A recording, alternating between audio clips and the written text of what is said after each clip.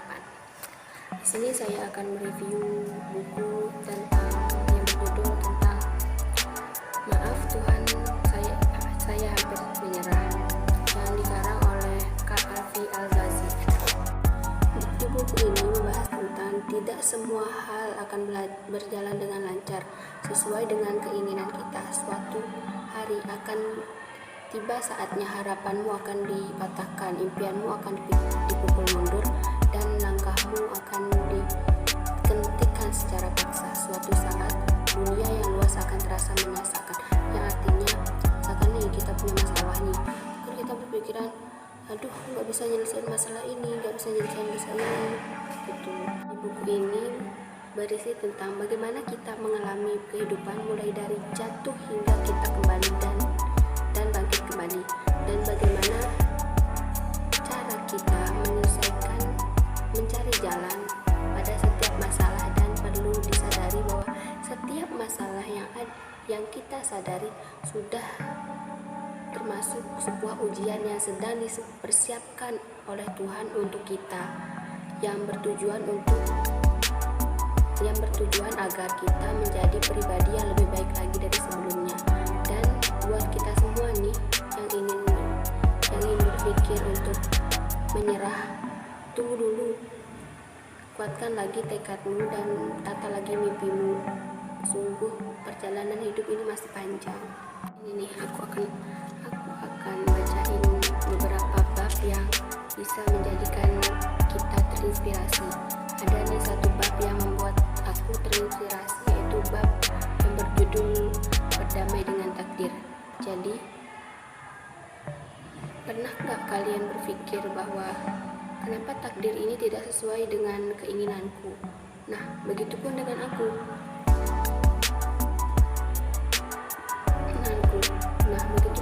Aku juga pernah berpikiran seperti itu.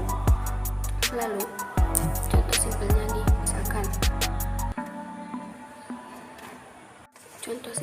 nih, kita mengeluh takdir kita tidak sesuai dengan keinginan kita. Contoh simpelnya nih gini, misalkan ya kita menginginkan kuliah di suatu tempat yang sudah kita impikan dari jauh-jauh hari dari dulu, tapi takdir kita itu bukan di sana, bukan di kampus yang kita impikan tersebut. Seringkali dari kita itu marah, kecewa, dan kesal pada takdir yang telah ditunjukkan kepada kita, tanpa kita berpikir apa sih hikmah dari yang Tuhan berikan kepada kita, yang Tuhan, apa tujuan Tuhan memberikan takdir ini kepada kita, atau apa agar kita menjadi lebih baik lagi, apakah itu adalah jalan yang terbaik untuk kita. Ini membuat aku berpikir kayak, ya Allah, kadang aku selalu menyalahkan takdir, padahal takdir yang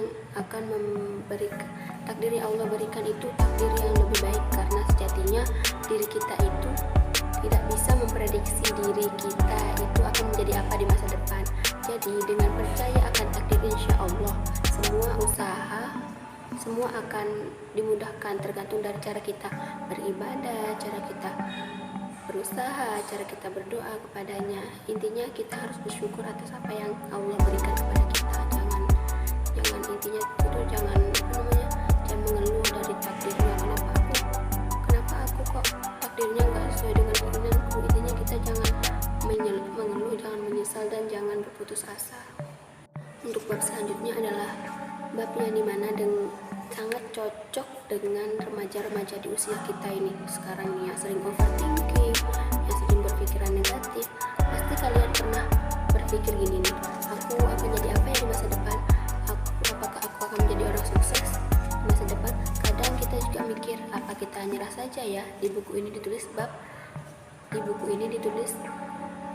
yang berjudul Apa Aku Menyerah Saja.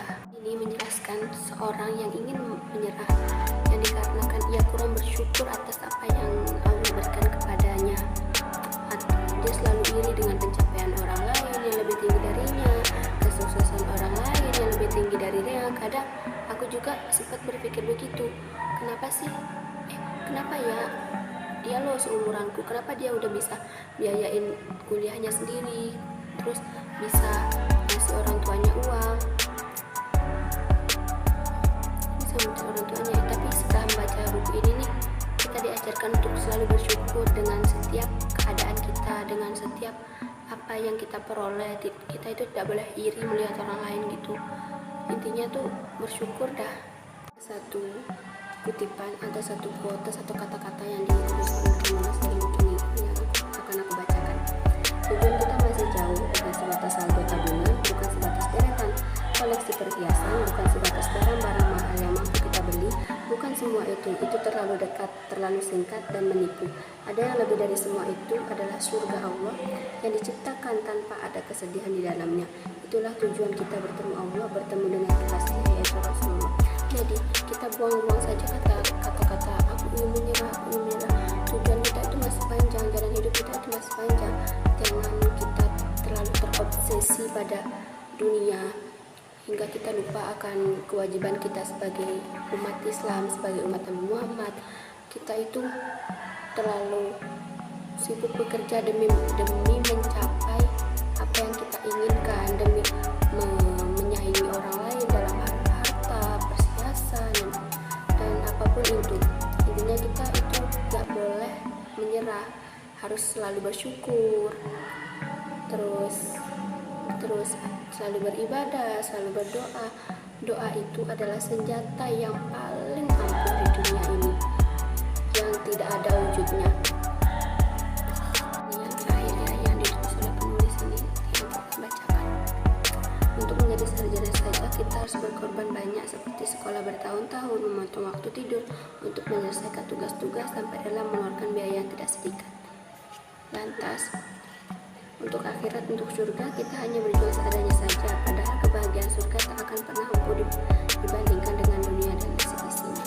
Masa untuk kebahagiaan yang kita akan tempuh, akan rasakan selama-lamanya, kita hanya beribadah seadanya saja, tidak ada effort lah, tidak ada usaha untuk beribadah yang lebih lagi, melakukan sunnah-sunnahnya. Padahal kebahagiaan di dunia ini tidak ada apa-apanya daripada kebahagiaan yang ada di akhirat kelak, yang ada di surga kelak. Kita ini di dunia cuma sebentar, tidak selama-lamanya. Itu